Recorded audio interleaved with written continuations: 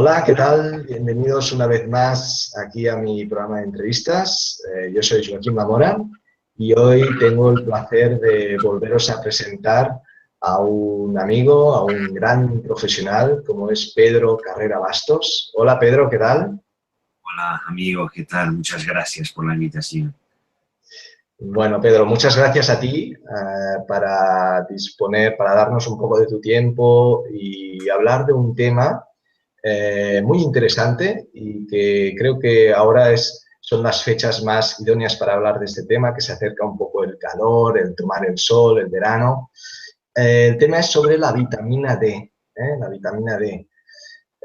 Pues nada, Pedro es un gran experto sobre este tema y nos hablará de ello en esta entrevista. ¿De acuerdo? Entonces, Pedro, antes de empezar, bueno, más que nada, presentarte para aquellas personas que todavía no te conocen. Hola, amigo. Bueno, para quien no me conoce, mi nombre es Pedro Carrera Bastos, soy portugués, pero tengo ascendencia gallega. De ahí hablar un poco el castellano. Y bueno, mal hablado, como estáis viendo, pero lo hablo un poco. Y para mí es un placer estar aquí. Yo me dedico a la docencia, a la investigación en nutrición. Estoy haciendo mi doctorado en ciencias médicas, en nutrición, inflamación y metabolismo en la Facultad de Medicina de la Universidad de Lund. Y a nivel profesional tengo una empresa de formación llamada NutriScience y impartimos varios cursos, jornadas y congresos en Portugal y España. Entonces me dedico a través de la empresa y también a nivel personal a la docencia en nutrición. Entonces, nutrición es desde hace ya varios años mi mundo, vamos a decir así. Genial, Pedro.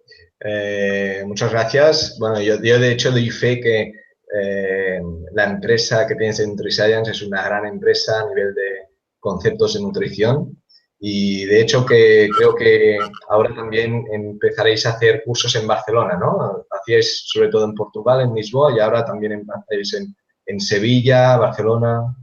Sí, lo estamos haciendo, estamos intentando hacerlo en toda la península ibérica y ya hemos hecho algunas jornadas en Sevilla y dos jornadas, hemos hecho unas jornadas en Barcelona y un curso monográfico sobre inflamación crónica en Barcelona y haremos ahora también un otro monográfico en Barcelona sobre analíticas aplicadas a la nutrición. Y el objetivo es seguir haciendo cursos en toda la península ibérica y en Barcelona específicamente hemos siempre tenido muy buena acogida por parte del público y nos gusta bastante y seguiremos haciendo seguramente.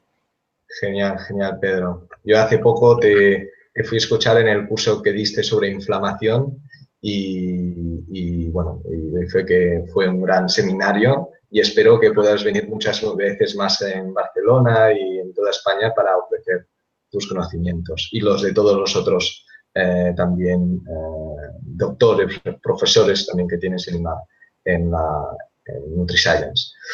Vale, Pedro. Empezamos, si te parece, con la primera pregunta. Sería, ¿qué es la vitamina D? Bueno, la vitamina D se considera una vitamina, pero en realidad no es exactamente una vitamina y ya explicaré por qué no se puede considerar una vitamina, que es algo que nosotros no producimos. Y la realidad es que nosotros podemos producir la vitamina D. Entonces, ella es una molécula que producimos en nuestra piel, en especial en la capa externa de la piel, que se llama epidermis, cuando nos exponemos al sol, más específicamente cuando nos exponemos a la radiación ultravioleta B. Y para entender exactamente por qué no es una vitamina y también la importancia que tiene la vitamina D, creo que es bueno recordar un poquito cómo ocurre la producción de la vitamina D. Entonces, lo que ocurre es que cuando la radiación ultravioleta, y estamos hablando específicamente de la radiación ultravioleta B, la A no hace esto, entonces la radiación ultravioleta B, ella en nuestra piel, y unas células de nuestra piel, que son los queratinócitos que están en la epidermis, y en menor grado también los fibroblastos que están en la capa intermedia de la piel, que es la dermis, ahí en esas células la radiación ultravioleta B va a incidir sobre una molécula que está en la membrana de esas células llamada 7-dehidrocolesterol. Y esta molécula es también un precursor del propio colesterol. Y cuando recibe la acción de la radiación ultravioleta B, esta molécula cambia su configuración y se convierte en previtamina D3. Después esta previtamina D3 se convertirá en vitamina D3 y esta vitamina D3 saldrá de la membrana de estas células y llegará a la circulación sistémica, o sea, llegará a la sangre y llegará al final de más o menos 24 a 48 horas de exposición. O sea, después de habernos expuesto al sol, a la radiación ultravioleta B, 24 a 48 horas después de esa exposición llegará entonces la vitamina D3 a la sangre. Y ahí va a circular asociada a una proteína de unión a la vitamina D. Y de ahí irá normalmente al hígado. Y el hígado, la vitamina D3, va a ser metabolizada y se va a convertir en una otra molécula, que es, vamos a decir así, una molécula intermedia. Porque la vitamina D3 por sí solo no tiene los efectos que conocemos de la vitamina D. Entonces ella tiene que ser, vamos a decir así, activada. Primero es activada en el hígado, donde se convierte en una molécula que se llama, y voy a decir el nombre porque esta es la forma de vitamina D que normalmente evaluamos en la sangre para ver si alguien tiene deficiencia o exceso de vitamina D. Entonces esa forma se llama 25-hidroxivitamina D3. Entonces vamos a decir así que es una forma intermedia de vitamina D3. Aún no está totalmente activada, pero ya está en el camino para la activación.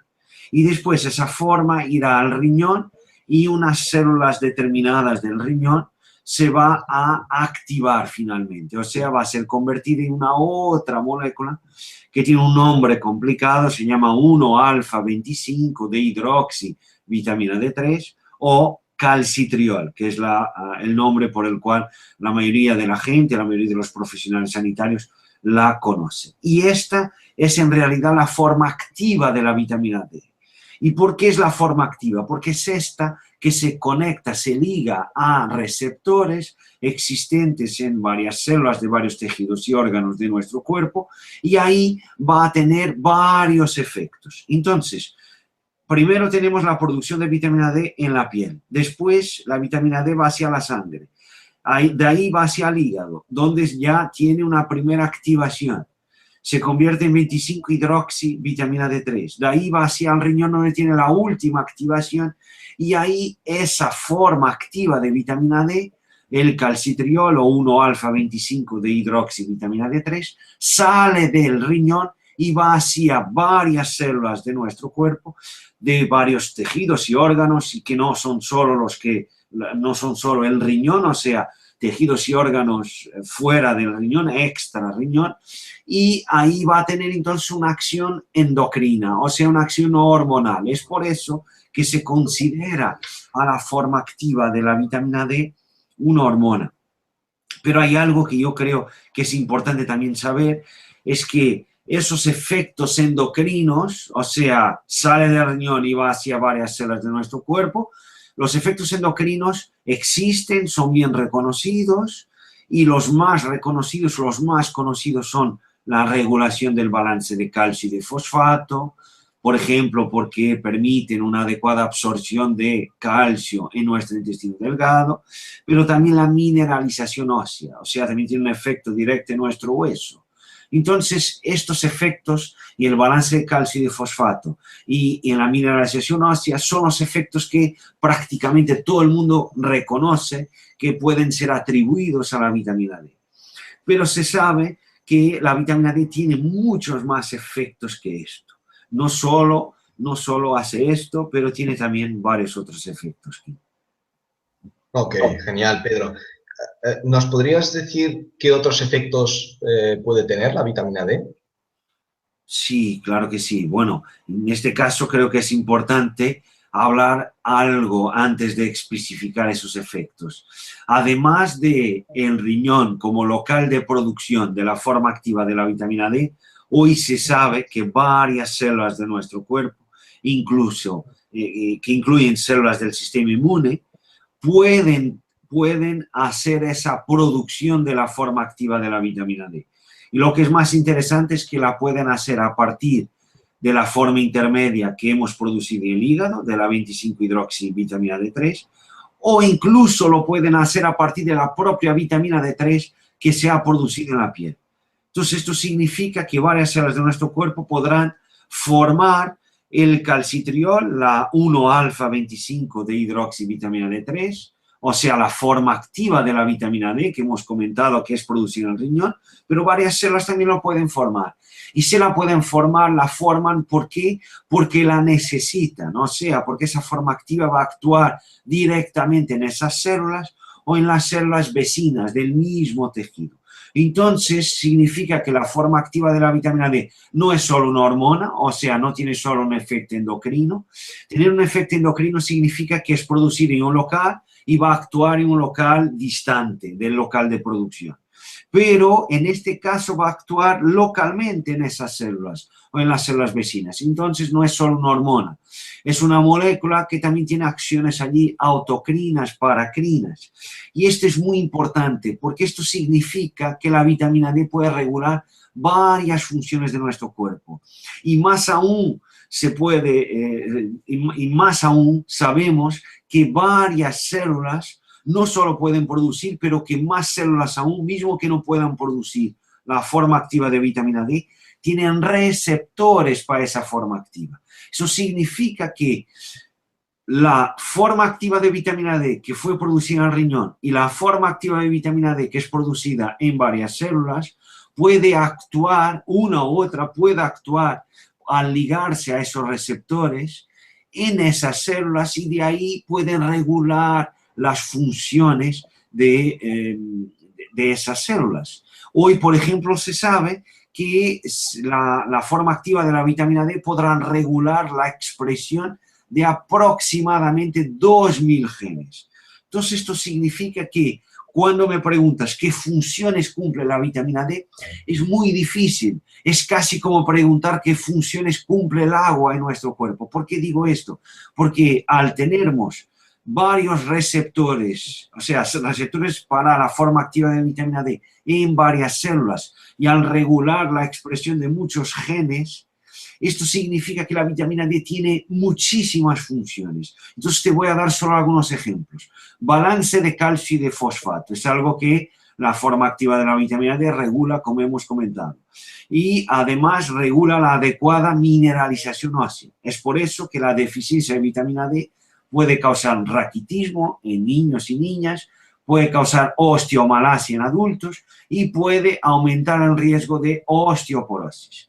Además, la vitamina D, en su forma activa, también parece regular la función neuromuscular. Por ejemplo, la deficiencia severa de vitamina D parece causar dolor muscular, fragilidad muscular y aumentar el riesgo de caídas, por ejemplo. Y algunos ensayos clínicos aleatorizados con vitamina D3 versus placebo han observado una reducción del riesgo de caídas, por ejemplo, en ancianos con la suplementación con vitamina D. Otra función de la vitamina D, de su forma activa, es a nivel del sistema inmune.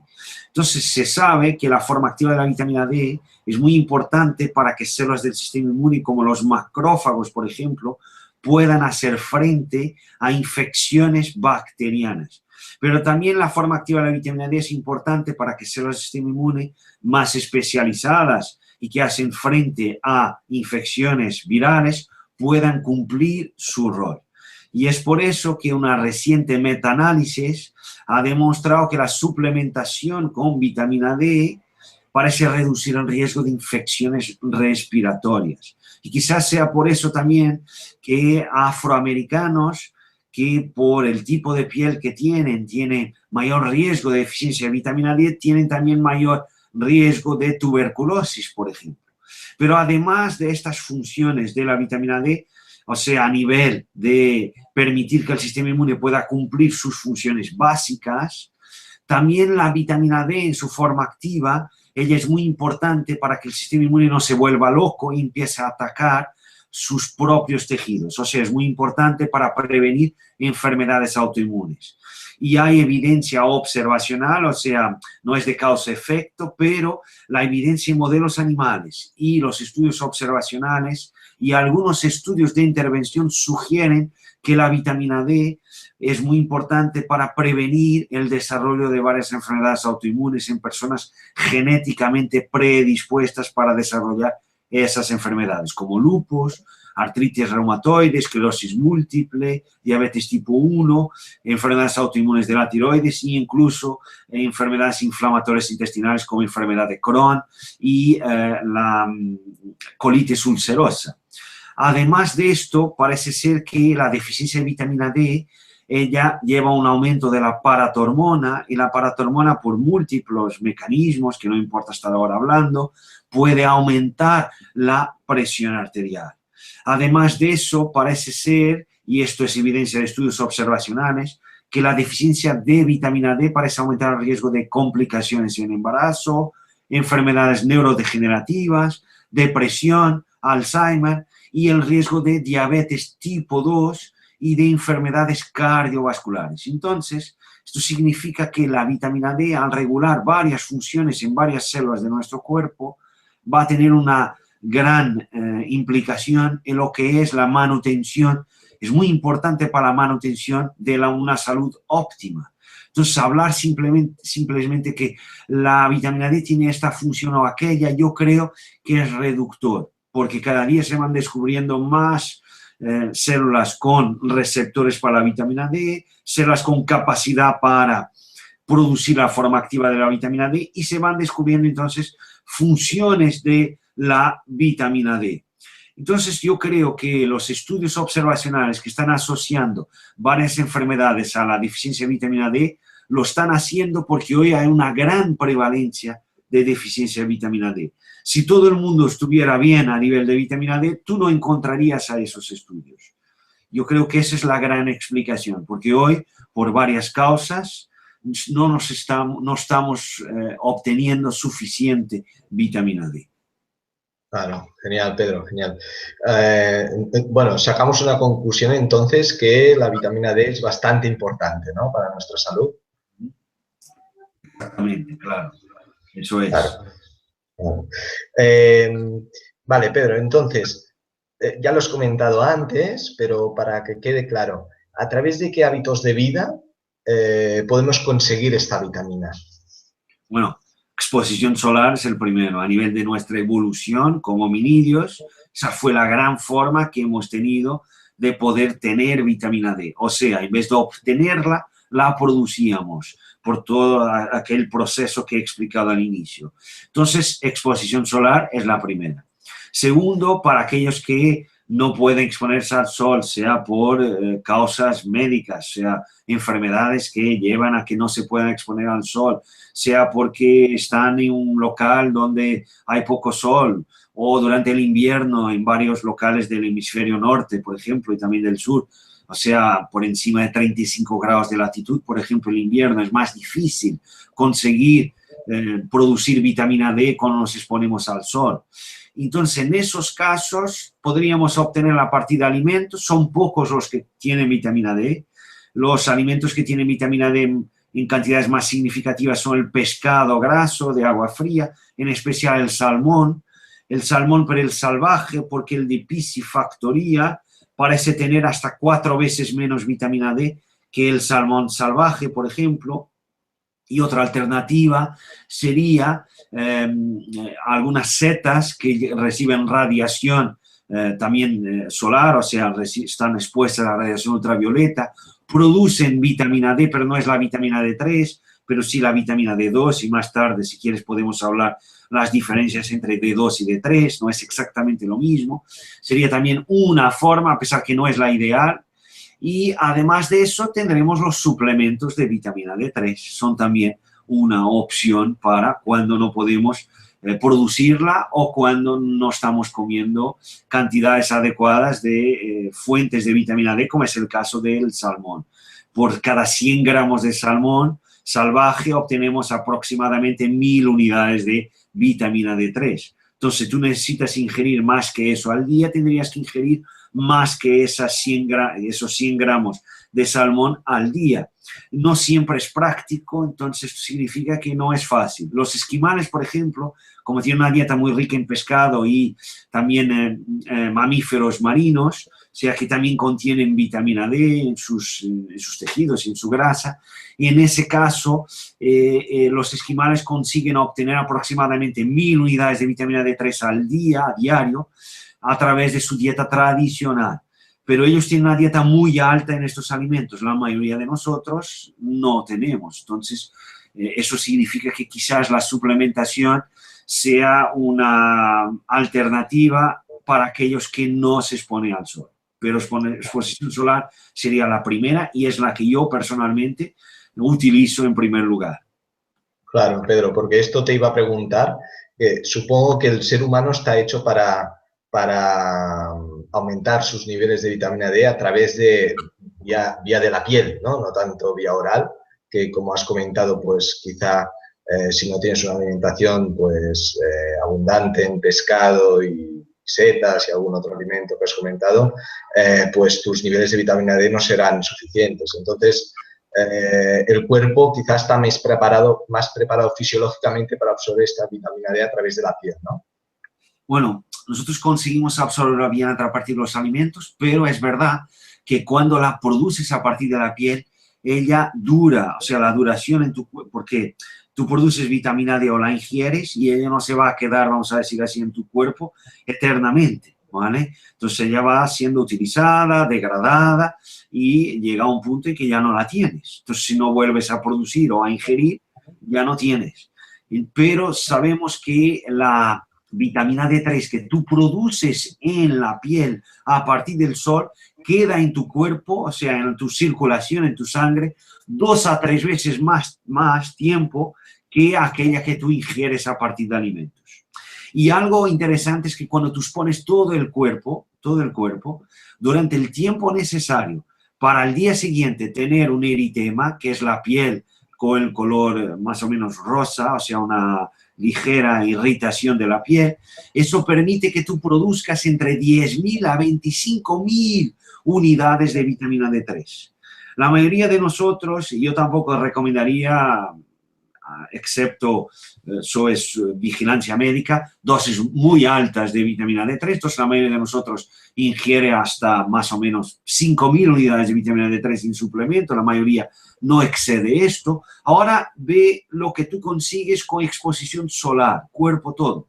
10.000 a 25.000 unidades de vitamina D3. Entonces tú consigues producir una gran cantidad, ella dura más tiempo, 2 a 3 veces más, y algo más importante aún, creo yo, es que como tú estás produciendo vitamina D, tú tienes mecanismos de regulación de esa producción. ¿Qué significa eso? Si tú te expones demasiado al sol, lo que ocurre es que la propia previtamina D3, en vez de convertirse en vitamina D, ella vuelve a convertirse en su precursora, 7-dihidrocolesterol, o se convierte en otras moléculas que no te causan toxicidad. La toxicidad normalmente es aumento del calcio en sangre. Entonces, cuando tú te expones demasiado al sol, la previtamina D3 y la propia vitamina D3 que has producido, ellas se convierten en moléculas que no tienen esa acción calcémica, o sea, que no te causan toxicidad. Para los que quieren saber qué moléculas son el lumisterol y el taquisterol, ¿vale? Esas serían las principales moléculas que nosotros producimos. No es que esas moléculas no tengan cualquier acción, porque parece que tienen, pero no te causan toxicidad, no tienen los mismos efectos que la vitamina D, en especial a nivel del metabolismo del calcio. Y por último, y quizás aún más importante, es que el sol no te da solo vitamina D, el sol te da mucho más que vitamina D. Entonces, cuando nos exponemos al sol, nos estamos exponiendo a radiación ultravioleta, B y A los infrarrojos, a la luz visible, y todos estos tipos de radiación pueden ejercer varios efectos en tu fisiología. Por ejemplo, la radiación ultravioleta A y también la B podrán prevenir y hasta suprimir reacciones autoinmunes. Estudios en animales nos indican eso, y algunos estudios y enfermedades inflamatorias de la piel también nos sugieren esto. Además de eso, la exposición a la radiación ultravioleta B hace con que tú produzcas en tu piel un opioide que se llama beta-endorfina. Y la beta-endorfina te mejora el humor, te hace enfrentar mejor el estrés, te induce un estado de relajación. Y además de eso, hay un estudio muy interesante en pacientes que han sido sometidos a una cirugía, en que la exposición al sol en esos pacientes, o a la luz en este caso, parece que ha hecho con que esos pacientes hayan tenido menos estrés, menos dolor y han utilizado menos fármacos analgésicos. Y entonces esto nos sugiere que la beta-endorfina podrá también disminuir el dolor. Y además de eso, la propia beta-endorfina podrá también ser una de las explicaciones para el trastorno afectivo estacional, o sea, la típica depresión de invierno que afecta a varias personas, me afecta a mí personalmente también. Por eso si me preguntas dónde me gustaría vivir, yo te digo que para mí es primavera y verano aquí donde estoy, península ibérica, ¿vale? Y el resto del tiempo, otoño e invierno, en los trópicos. Eso para mí sería mi ideal de vida, poder tener exposición solar todo el año. Además de eso, la propia luz solar tiene efectos en nuestro sistema nervioso central, la propia luz. Y, por ejemplo, la terapia con luz brillante es efectiva para este trastorno afectivo estacional, o sea, la depresión de invierno, y para el jet lag, por ejemplo. Y además, varias células de nuestra piel tienen genes que cuando esas células son expuestas a la radiación ultravioleta B, esos genes se activan, se expresan, y esos genes, ¿qué hacen? Esos genes regulan nuestro ritmo circadiano. O sea, no es solo la propia luz que regula nuestro ritmo circadiano, pero también la propia radiación ultravioleta en nuestra piel lo hace. Y algunos investigadores piensan que esa es una forma que los ciegos tienen de regular su ritmo circadiano, o sea, de saber que es noche o que es día. Y te digo un otro efecto que me parece también muy interesante, es que cuando tú expones a la piel, o sea, cuando te expones a la radiación ultravioleta B y también a la A, y la A no tiene cualquier efecto en la vitamina D, o sea, todo el contrario, hasta puede aumentar la degradación de vitamina D. Cuando tú expones entonces a la radiación ultravioleta, eso hace con que tu presión arterial se reduzca, posiblemente porque eso induce una producción o liberación de varias sustancias que son vasodilatadores, como el óxido nítrico, o precursores del óxido nítrico, como los nitritos y como los S-nitrosotioles, o incluso la sustancia P. Todo esto puede ser producido y liberado de nuestra piel y podrá reducir la presión arterial. Entonces, estos son solo algunos ejemplos de cómo la exposición al sol es más que solo vitamina D. Y por último te diría que cuando te expones al sol, tú también te proteges del sol. O sea, la exposición al sol hace con que tú produzcas varias moléculas que te pueden proteger de un cáncer de piel, por ejemplo, y que además de eso, cuando te expones al sol, a la radiación ultravioleta B y también a la A, eso induce también el bronceado, o sea, un aumento de la producción de melanina, y eso hace con que tu piel quede más oscura, más bronceada, y esa es una protección natural frente al sol. Entonces, amigo, el sol es mucho más que solo vitamina D.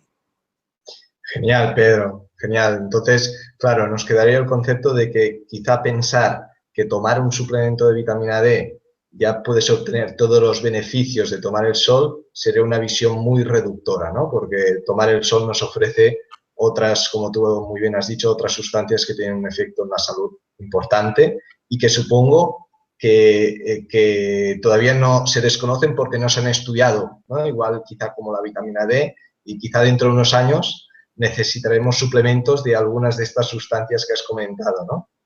Bueno, quizás lo que necesites es una cápsula de sol. Y eso es, exacto. pero estoy totalmente de acuerdo con lo que has dicho, así es. Y la verdad es que por lo que yo sé, ¿vale? Y por lo que yo sé de hablar con algunos expertos que están haciendo investigación sobre vitamina D, como Michael Holick, por ejemplo, que fue quien ha aislado la 25-hidroxi-D y la 1-alfa, 25 de hidroxivitamina D, entonces fue él que ha hecho esa descubierta y él lleva estudiando vitamina D desde hace 40 años prácticamente, y él me ha comentado, esto fue hace unos 2 años, que él estaba investigando los efectos de varios fotoproductos que producimos cuando nos exponemos a la radiación ultravioleta B. Estamos hablando solo de la radiación ultravioleta B produciendo aproximadamente 10 fotoproductos, además de la vitamina D, y que su grupo estaba investigando los efectos, ¿vale?, en el cáncer y no solo en el cáncer, de esos fotoproductos. Pero ahora imagínate que tú también te expones a la radiación ultravioleta A, que tienes los infrarrojos, tienes luz visible, o sea, podrá haber muchos más efectos de la vitamina D, y yo he hablado de algunos, y varios de esos efectos están siendo descubiertos porque hasta ahora todo lo que se hacía era estudiar, bueno, qué efecto tiene a nivel de la vitamina D, y hay más de 60.000 publicaciones científicas sobre vitamina D, entonces es una barbaridad.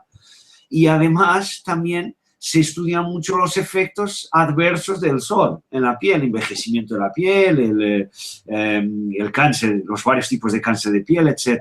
Pero estos efectos beneficiosos parece ser que es algo más oscuro. Y cuando hablamos de esto es como si fuéramos unos, vamos a decir, unos frikis que no sabemos de lo que estamos hablando.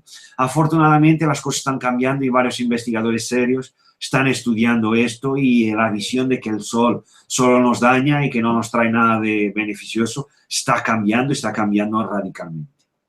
Genial, genial, Pedro. Entonces, viendo que tomar el sol es importante, ¿cómo lo recomiendas tomar para obtener unos niveles óptimos de vitamina D y de otras sustancias? Ok, bueno, primera cosa que yo creo que sería importante primera cosa muy importante es saber el siguiente: ¿dónde vivimos? O sea, ¿en qué latitud estamos? ¿Vale? Eso va a ser muy importante a la hora de hacer alguna recomendación a nivel de exposición solar.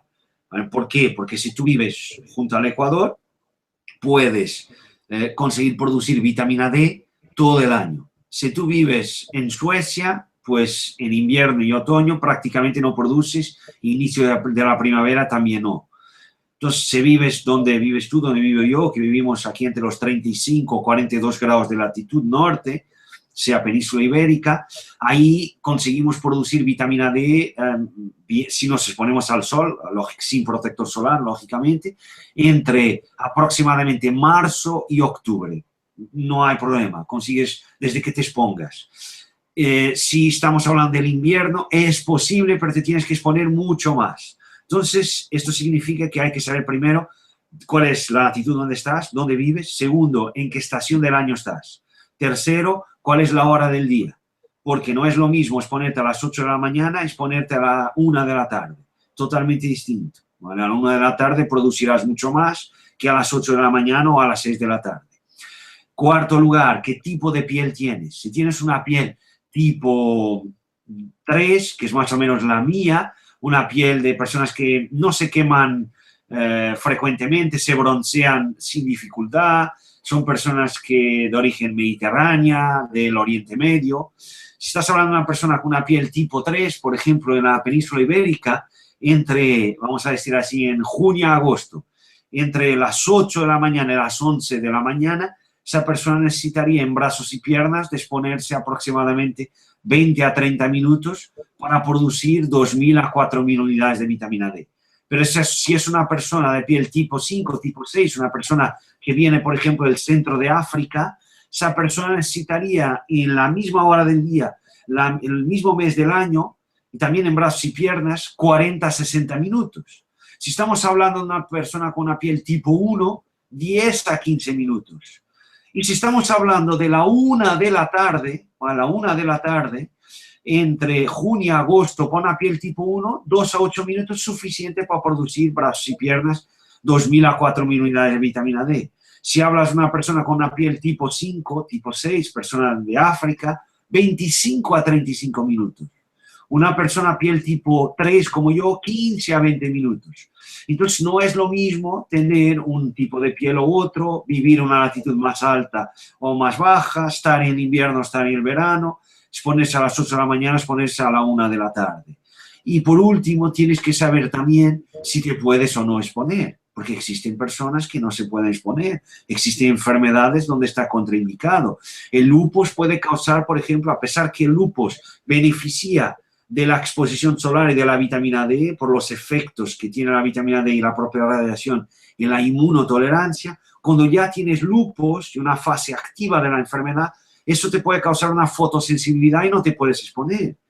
Existen también otras enfermedades que yo no las conozco todas, pero otras enfermedades que también llevan a que tú no te puedas exponer porque tu riesgo de tener algunos tipos de cáncer de piel aumenta muchísimo. Y eso está bien estudiado. Pero para la mayoría de nosotros que no tenemos esas enfermedades, la exposición solar debería ser hecha de acuerdo con, entonces, el tipo de piel, latitud, hora del día y la estación del año. Siempre, siempre evitando la quemadura, nunca quemando, porque el sol te trae efectos beneficiosos, pero en exceso te aumenta el riesgo de envejecimiento de la piel y de varios tipos de cáncer de piel. Entonces, quemadura nunca. Esto es como toda la vida, ¿vale? Si no bebes agua, te deshidratas. Si bebes demasiado agua, te ahogas. Estoy bromeando. Pero si bebes demasiado agua, puedes tener una hiponatremia, por ejemplo, y eso te puede llevar a la muerte. Entonces, el exceso y también la insuficiencia, el déficit, todos son malos. Lo que quieres es estar allí en el medio, pero el medio para ti, lo que es el adecuado para ti, no tiene que ser adecuado para tu madre, para tu mujer, para tu hijo. O sea, esto significa que hay que haber personalización. Por eso cuando yo veo recomendaciones generalistas a nivel del sol, yo siempre las critico porque no podemos hacerlas. Tiene que ser personalizado, ¿vale? Tiene que ser siempre personalizado. Y te hablo de un estudio que es muy interesante, hecho este año, publicado este año, fue de investigadores de Valencia. Valencia está a 39 grados y medio de latitud, y lo que ellos han hecho fue hacer una estimativa, o sea, una previsión de cuánto una piel tipo 3, que sería la mía, en personas jóvenes con menos de 22 años. ¿Por qué en personas jóvenes? Porque personas mayores tienen menor capacidad de producción de vitamina D. Entonces, en personas jóvenes, una piel tipo 3 sin protector solar, porque el protector solar inhibe la producción de vitamina D, como es obvio. Entonces, un protector solar de 15 te inhibe la síntesis de vitamina D en más del 95%. Y si no lo hiciera era porque el protector solar no estaba funcionando, porque el objetivo es frenar la radiación ultravioleta y la B la frena bien.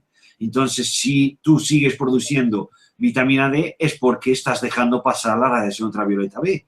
Entonces, el protector solar no está funcionando. Entonces, es piel sin protector solar, piel tipo 3, personas jóvenes. Y lo que han hecho fue cuánto tiempo necesitarías exponerte al sol entre las 11:30 y las 12:30 de la tarde para producir tan solo 1000 unidades de vitamina D3 en varios meses del año, marzo a agosto, septiembre a octubre, diciembre a febrero. Pero lo más interesante es que en vez de hacer lo que todos hacen, que es decir, bueno, marzo a febrero tienes que exponerte todo el cuerpo, por ejemplo. Junio a agosto exponerte solo brazos y piernas. En vez de hacer eso, no, lo que ellos han hecho fue, bueno, cuando tú estás en tus rutinas diarias normales, en que trabajas, estudias, etcétera, ¿cuál es el normal de exposición solar, de área de exposición solar? Entre marzo a agosto es muy normal en personas que trabajan, estudian, o sea, que no están de vacaciones, poner cara, cuello, manos y los brazos. Es muy normal. Entre septiembre a noviembre ya es más normal poner solo cara, cuello, manos y mitad de los brazos. Y entre diciembre a febrero en invierno solo pones cara, cuello y manos. Entonces ellos han hecho esta previsión. ¿Cuánto tiempo tenías que estar expuesta al sol en estos meses del año, asumiendo que en esos meses del año tus rutinas diarias normales solo expones esta parte del cuerpo? Pues tendrías que estar en enero 130 minutos al sol, en abril 11 minutos, en julio 7 minutos, en octubre 31 minutos. O sea, esto nos indica que para el mismo tipo de piel, dependiendo del área de exposición y de la estación del año, tienes que exponerte más tiempo al sol o menos tiempo. Entonces, en invierno tendrías que exponerte mucho más tiempo al sol que en verano, ¿vale?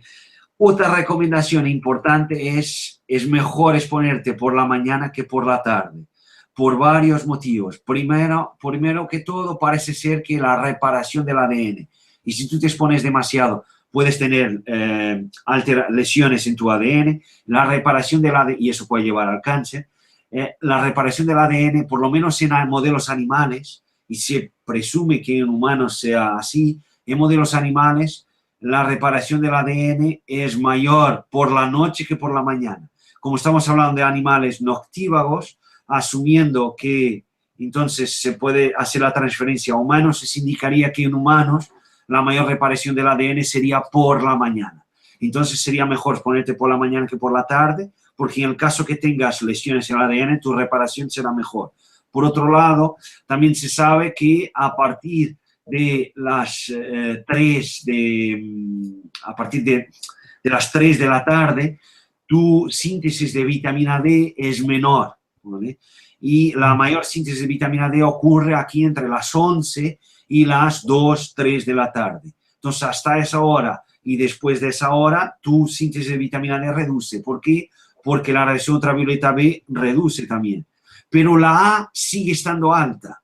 Y la A también te causa daño, sí te puede causar una degradación de la vitamina D. Entonces, aquello que todo el mundo hace, que es ir a la playa a las 5 o 6 de la tarde y ponerse al sol y sin problema ninguno, bueno, ya estoy fuera de la hora en que el sol me quema, es verdad, el sol no te quema tanto porque lo que realmente te quema es la radiación ultravioleta B. Pero lo que te permite que tú produzcas vitamina D también es la radiación ultravioleta B. Y la A no te quema, pero también te puede causar daños en la piel y puede llevar también al cáncer. Y si ya tienes un melanoma, la A funciona como un promotor. O sea, tú en el cáncer tienes el iniciador, lo que te causa, el promotor, lo que lleva a que realmente el cáncer se desarrolle y lo que induce la progresión del cáncer. Y la radiación ultravioleta A, ella es promotora e inductora de la progresión y un melanoma, que es la forma de cáncer de piel más peligrosa y que normalmente tiene una elevada tasa de mortalidad. ¿Vale? Entonces, esto significa que exponerte al sol sería mejor por la mañana que por la tarde, por todo esto que he comentado. Otro detalle importante es que si te expones al sol a través de un cristal, dejas pasar la radiación ultravioleta A, no dejas pasar la B. Tienes otra vez el mismo problema. Entonces, a través del cristal no es la forma mejor de obtener de sol. La mejor forma es directamente. ¿Vale? Entonces, y mi recomendación sería exponerte al sol, directamente al sol, sin protector solar, durante el tiempo necesario para producir la vitamina D y después apartarte del sol, siempre evitando quemadura e incluso evitando el eritema. No hace falta llegar a ese punto de eritema, que eso ya es alguna irritación de la piel. Entonces, evitando la eritema, evitando lógicamente la quemadura, haciendo una exposición gradual. Lo que no se debería hacer es lo que hace mucha gente, que es estar todo el año sin exponerse y ahora vamos a exponernos al sol. Vamos, por ejemplo, al Caribe y nos exponemos al sol y tenemos quemaduras luego en los primeros días. Eso es totalmente contraindicado. Es lo mismo que ahora tú me dices, mira, yo nunca he corrido en mi vida, camino 10 pasos y ahora decido que voy a hacer un medio maratón. ¿Qué crees que va a pasar? Va a pasar que te vas al hospital con una lesión grave.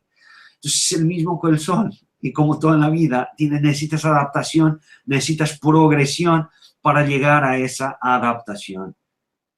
Claro, claro. Genial, Pedro. Un buen ejemplo. Y Pedro, siempre hemos escuchado que tomar el sol puede aumentar las posibilidades de producir cáncer de piel. ¿Qué opinas? Bueno, hay varios tipos de cáncer de piel. Los más importantes, no son todos, pero son los más importantes, son el carcinoma de células escamosas, el carcinoma de células basales y, por último, el melanoma. Y el melanoma es el más peligroso, es aquel que realmente está, vamos a decir así, en nuestro subconsciente como aquello que nadie quiere tener, porque el melanoma puede ser mortal. La tasa de mortalidad es muy alta. Entonces, ¿qué se sabe? Se sabe que a nivel del carcinoma de células escamosas y del carcinoma de células basales, o sea, estamos hablando de tipos de cáncer de piel no melanoma, agrupándolos, esos tipos de cáncer de piel normalmente no son mortales. Normalmente son tipos de cáncer de piel que los puedes tratar. Eso no significa que los quieras tener. Y realmente, si tú te quemas, múltiples quemaduras pueden llevar a ese tipo de cáncer. Creo que ahí no hay dudas, que si tú te quemas, o sea, te expones al sol de forma inadecuada, tú puedes tener ese tipo de cáncer de piel, ¿vale? Cuanto al melanoma, la evidencia es mucho más inconsistente. Entonces, tienes evidencias muy raras relativamente a eso. Y tienes evidencias muy raras relativamente a eso, ¿por qué? Porque cuando hablamos del melanoma, bueno, en primer lugar, el melanoma a veces aparece en locales del cuerpo que no están expuestas al sol. Y tú piensas, pero esto no es lo que yo normalmente expongo al sol. ¿Cómo es posible? Bueno, yo voy a intentar explicar por qué, pero antes de eso decirte que además de eso, aquellas personas que se exponen al sol de forma crónica, los trabajadores rurales, tienen menor incidencia de melanoma y prevalencia. ¿Por qué? Bueno, quizás porque ellos se exponen al sol de forma adecuada. Ellos evitan el sol en las horas más peligrosas, se exponen de forma gradual, tienen protección porque tienen bronceado, no son como los otros que lo que hacen es, tengo 11 meses de no exposición, ninguna exposición solar, estoy blanco, ¿vale? Como la cal, también se llama así, cal. Estoy blanco como la cal y en verano me voy al Caribe y me quedo no bronceado, pero rojo como la langosta. ¿Vale? Esas personas tienen mayor riesgo de melanoma. O sea, las quemaduras están asociadas a un mayor riesgo de melanoma. Y los trabajadores no expuestos al sol de forma crónica también tienen mayor incidencia de melanoma. ¿Vale? Entonces, la exposición solar frecuente y no excesiva parece estar asociada a menor incidencia de melanoma. La exposición inadecuada parece estar asociada a una mayor incidencia de melanoma. ¿Por qué? Porque lo que se piensa es esto. Si tú te expones, vamos a imaginar dos escenarios. Trabajador rural, yo digo rural porque es el típico que se expone al sol. ¿Vale? También podemos hablar de alguien que trabaja en construcción civil, por ejemplo. Entonces, personas que se exponen al sol, trabajadores al aire libre. Esas personas, primero, evitan el sol en las horas de más peligro, porque saben que eso les quema, lógicamente. Después tienen una adaptación, toda una vida exponiéndose, entonces su piel ya está adaptada para esa exposición, ya está bronceada. Y tiene niveles de vitamina D que se mantienen estables a lo largo del año. Ahora, y la vitamina D y otras moléculas que producimos en la propia piel tiene una acción, vamos a decir así, en frenar el desarrollo del cáncer de piel, incluyendo y en especial el melanoma. Ahora imagínate las personas que no se exponen al sol, que están trabajando dentro de una oficina. Lo que ocurre es que esas personas no están nada adaptadas para el sol, pero durante 2 o 3 semanas al año hacen lo que he dicho, van hacia el Caribe o al sur de España, por ejemplo, o a Canarias, y lo que hacen es, en verano, cuando la radiación ultravioleta B ya está en su máximo, y se exponen al sol de forma inadecuada, sin cualquier adaptación previa. Van directos. Y lo que ocurre es quemadura, lesión. Y eso ocurre y después salen de sus vacaciones y vuelven a su invierno de 11 meses, donde la deficiencia de vitamina D es la norma, ¿vale? Es la norma. Entonces, en ese caso, esas personas han tenido lesión y no tienen las moléculas que les pueden permitir, no tienen una producción a lo largo del año de las moléculas que les pueden permitir evitar un cáncer de piel, incluyendo el melanoma. Y además de eso, también hay quien sugiera que esos trabajadores de oficina están a través de un cristal recibiendo ultravioleta A. Y ahí lo que hacen es quitar la ropa, que normalmente cuando están afuera no está expuesta al sol, pero allí puede estar expuesta a través del cristal a la lesión ultravioleta A. Entonces estamos hablando de personas que han tenido lesión en el ADN, que después nos pone esa área que ha tenido la lesión, pero las ponen a la lesión, no las ponen al sol directamente, porque están encerrados y cuando salen a la calle se visten, pero en la oficina están expuestas a la radiación ultravioleta A.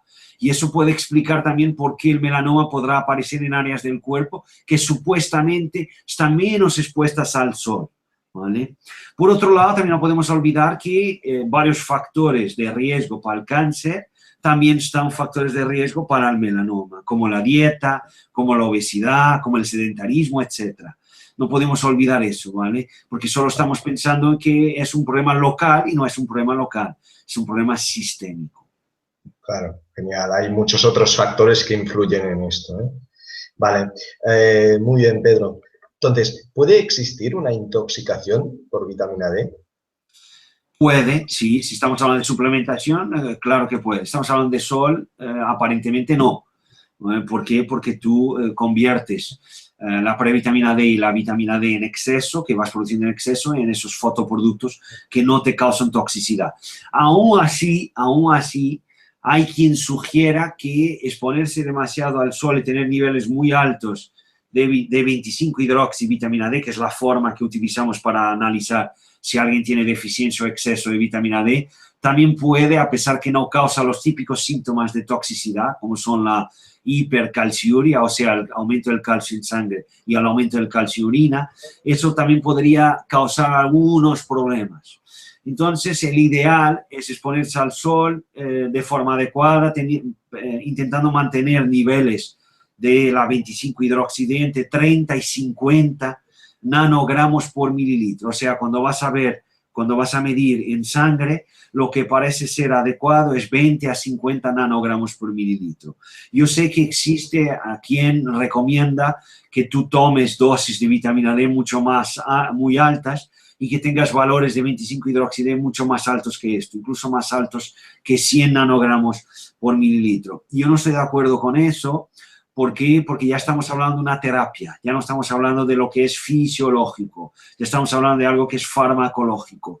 Porque cuando tú vas a ver personas que se exponen al sol, incluso poblaciones primitivas que viven en África, como Tanzania, como es el caso de los Masái, el valor medio de su 25-hidroxide en esos Masái, que son poblaciones más tradicionales que se exponen al sol todo el año y están en una latitud más baja, donde pueden producir vitamina D todo el año sin dificultad, los valores de 25-hidroxide en ellos son de aproximadamente 40 nanogramos por mililitro, en media, ¿vale? Estamos hablando de valores medios, ¿no? No estamos hablando de los valores máximos. Valores máximos que han sido encontrados fueron de 60 a 70 nanogramos por mililitro, pero solo en un porcentaje pequeño de estas personas. Por otro lado, no podemos olvidar también que a partir de 40 nanogramos por mililitro parece empezar a haber alguna saturación de las enzimas que convierten la vitamina D en su forma intermedia. Esto nos indica que quizás a nivel fisiológico, mucho más allá de los 40 no sea lo que es el normal. Y después cuando vas a ver la asociación entre la 25-hidroxide y varios, vamos a decir así, varios fenómenos fisiológicos, como es el caso, por ejemplo, de la absorción de calcio, como es, por ejemplo, el caso de la paratormona, que la paratormona cuando tú tienes valores bajos de vitamina D aumenta, entonces cuando tú aumentas la vitamina D, la paratormona baja. Y lo que se sabe es que cuando tú tienes valores de 25-hidroxide allí en los 30 a 40, eso parece ser el valor a partir de lo cual tú no tienes beneficios a nivel de la absorción de calcio, a nivel de la reducción de la paratormona, a nivel de mejoría de la densidad mineral ósea, de la prevención de fracturas, de la función muscular, por ejemplo, del riesgo de caídas, de la tolerancia a la glucosa, del riesgo de esclerosis múltiple. Entonces, parece haber bastante evidencia de que 30 a 50 parece ser un rango ideal y que ir mucho más allá de eso ya lo deberías hacer por tu cuenta y riesgo. Perfecto, perfecto, Pedro. Muy bien, hemos hablado de la vitamina D3 y de sus niveles en analíticas en sangre. Pero ya al principio de la entrevista has nombrado la vitamina D2. ¿Nos podéis explicar qué es la vitamina D2 y si encuentras interesante valorarla en analítica de sangre? Bueno, la D2 no tiene el mismo efecto que la D3. En primer lugar, la D3, cuando comparas una con la otra, la D3 aumenta la 25-hidroxi. Cuando ingieres vitamina D2, ella y D3, la D3 aumenta la 25-hidroxivitamina D 2 a 3 veces más que la vitamina D2. Por otro lado, la D2 dura menos tiempo en tu sangre que la D3. Por otro lado, la forma activa de la vitamina D2, que sería la 1-alfa 25 de hidroxivitamina D2, ella es más fácilmente inactivada, degradada, que la forma activa de la vitamina D3. Por otro lado, se sabe que la vitamina D2 no tiene el mismo efecto en el receptor que la D3, o sea, el receptor se liga más fácilmente a la D3, prefiere ligarse a la D3 que ligarse a la D2. Y por último, en estudios de intervención, la D2 no ha prevenido fracturas osteoporóticas como lo hizo la D3. Y además de esto, y esto sería así la última explicación, lo que tú produces cuando te expones al sol es D3, no es D2. Entonces yo diría D3 y no D2. Solo quería comentar un último detalle que me he olvidado relativamente a la toxicidad. La toxicidad de vitamina D, sea D2 o D3, ella tú la puedes analizar, la puedes diagnosticar analizando el calcio en sangre y el calcio en orina. Calcemia y calciuria, ¿vale? Entonces, cuando tú vas a querer saber si alguien tiene o no tiene exceso de vitamina D, no deberías solo mirar la 25-hidroxivitamina D y pensar, bueno, este tiene 45 nanogramos por mililitro, está en el rango ideal y no hay toxicidad. Eso puede no ser verdad. Entonces, hay algunas personas, como personas con sarcoidosis, por ejemplo, y que en esas personas, mismo con valores de 25-hidroxide de 30, esas personas pueden tener hipercalcemia. Entonces, para diagnosticar deficiencia tienes que analizar 25-hidroxide y analizar la calcemia y analizar la calciuria, siempre, ¿vale? Entonces, es muy importante analizar los tres marcadores. Si quieres añadir un cuarto, añade la paratormona, ¿vale? Esos cuatro marcadores serían muy importantes. Y si tú suplementas con vitamina D2 y después vas a medir la 25-hidroxivitamina D3, te va a dar que el valor está bajo. Porque cuando tú ingieres vitamina D2 se convierte en 25-hidroxivitamina D2. Entonces lo que tendrías que medir sería la 25-hidroxivitamina D2 para saber si la vitamina D2 que estás ingiriendo tiene efecto o no. ¿Vale? Claro, claro. Vale. Muy bien, Pedro. Pues la verdad es que genial. Nos has dado una masterclass sobre la vitamina D y tomar el sol. Te lo agradezco. Y bueno, que muchas gracias. A ti, amigo, muchas gracias por la oportunidad. Es siempre un placer hablar contigo y compartir estas cosas que me apasionan sobre vitamina D, más específicamente sobre el sol, que es lo que yo voy a hacer cuando termine esto, que es ir a exponer. Muy bien, muy bien. Yo también, ¿eh? Ahora iré. Muy bien, para terminar, Pedro, si nos puedes decir la web de NutriScience, para si a alguien le interesa visitar tu web y ver tu formación, ¿qué web es? Pues nutriscience.pt. También estamos en Facebook, tenemos NutriScience España en Facebook y tenemos NutriScience Education and Consulting, que es la NutriScience en portugués. Vale, pero tenemos en Facebook la NutriScience España y tenemos también yo y mis compañeros de NutriScience, como es el caso de mi socio en España, Fernando Mata, que es un gran referente en nutrición deportiva. Nosotros ponemos, siempre ponemos o sea, información en nuestro Twitter también, que es el Twitter de NutriScience. Genial. NutriScience es Nutri y Science, ciencia en inglés, ¿eh? Exactamente. Muy bien, perfecto, Pedro. Pues muchas gracias y bueno, nos vemos pronto. Muchas gracias, amigo. Un fuerte abrazo. Un abrazo. Deseo que te haya gustado esta entrevista. Si quieres descubrir más entrevistas como estas, te invito a que te inscribas a mi newsletter a través de mi página web www.joaquinlamora.com.